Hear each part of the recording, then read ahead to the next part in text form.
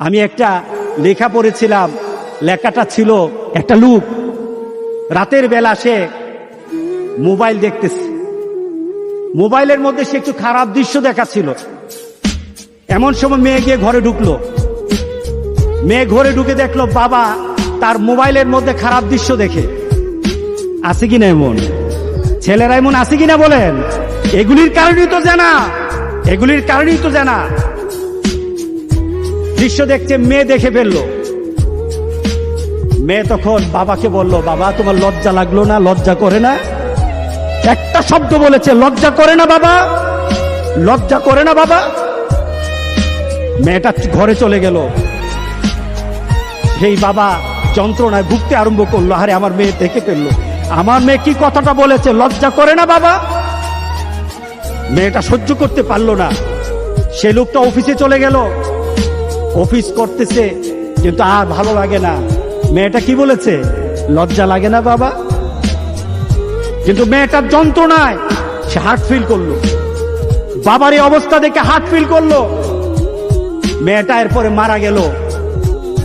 বাবা যখন বাড়িতে ফিরে আসলো, মেয়েটা বাবার মাথাটা নোয়া, লজ্জিত একটা মুখ। এখনই আমার মেয়ের সাথে দেখা হলে আমার কানে বাজতেছে, আমার মেয়ে আমাকে বলেছে লজ্জা লাগে না বাবা? আমি কিভাবে আমার মেয়ের সামনে যাব? আমি কিভাবে আমার মেয়ের সামনে যাব?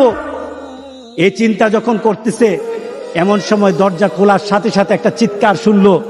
স্ত্রী চিৎকার বলতেছে, আমার মেয়েটা মারা গেছে, আমার মেয়েটা মারা গেছে। বাবার কানে তখন বাজতেছিল রাতের কথা, লজ্জা লাগে না বাবা? তার দাফন হলো, তার জানাজার ব্যবস্থা হলো। দাফন করার সময় মেয়েটাকে যখন কবরের মধ্যে দাফন করে দেয়, কবরের মধ্যে রাখা অবস্থায় বাবা একটা চিৎকার করার কথা ছিল। মেয়েটা তো চলে যায়, বাবা চিৎকার করার কথা ছিল, বাবা চিৎকার করে নাই, বাবা হেসে দিয়েছে। বাবা হেসে দিল। তাকে জিজ্ঞাসা করলো, তুমি হাসছো কেন? আমার মেয়েটা চলে গেছে, আমার কলিজার টুকরাটা চলে গেছে, কিন্তু আমার জীবনের মধ্যে একটা আঘাত দিয়ে পরিবর্তন করে গেছে। যেই নীতিতে আমি আমার চরিত্রকে নষ্ট করছি, আমার ঈমানকে নষ্ট করে দিতেছি, আমার মেয়েটা হারিয়ে ফেলেছি, কিন্তু আমি আমার আখিরাতকে বুঝে ফেলেছি, আমি আমার আখিরাতকে বুঝে ফেলেছি।